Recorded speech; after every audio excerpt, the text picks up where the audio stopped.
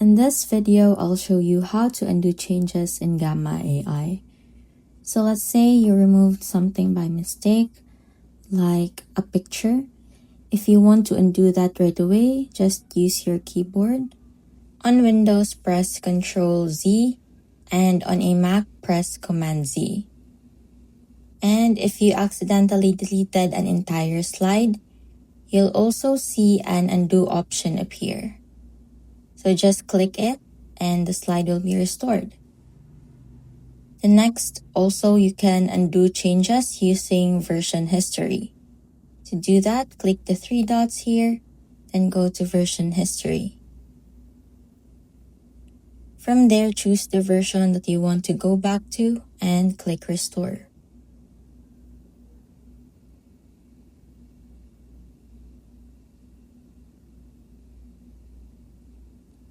So that's how you undo changes in Gamma AI.